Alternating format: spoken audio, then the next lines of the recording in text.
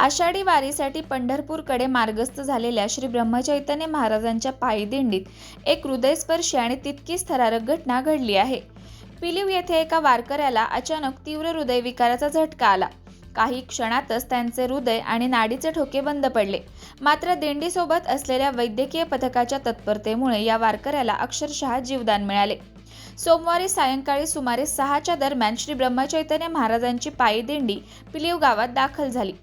टाळ मृदुंगाच्या गजरात, ज्ञानोबा तुकारामच्या जयघोषात ग्रामस्थांनी दिंडीचे उत्साहात स्वागत केले।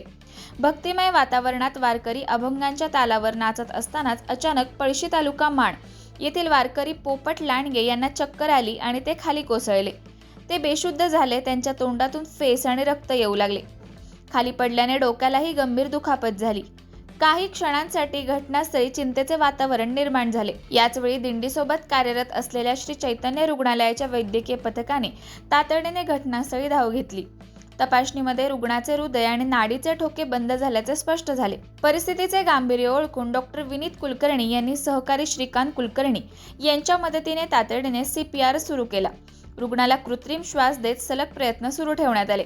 सुमारे 15 मिनिटांच्या अथक प्रयत्नांनंतर अखेर रुग्णाच्या हृदयाची धडधड पुन्हा सुरू झाली। उपस्थित वारकरी आणि ग्रामस्थांनी सुटकेचा निश्वास सोडला। त्यानंतर रुग्णाला पुढील उपचारांसाठी तात्काळ जवळच्या खासगी रुग्णालयात हलवण्यात आले। या घटनेनंतर डॉक्टर विनीत कुलकर्णी यांनी सांगितले की रुग्णाला तीव्र हृदयविकाराचा झटका आल्याने हृदय बंद झाले होते। मात्र वेळेत CPR आणि प्राथमिक उपचार मिळाल्यामुळे हृदयाची धडधड पुन्हा सुरू झाली। रुग्णाचा जीव वाचवण्यात यश मिळाल्याचे मोठे समाधान आहे।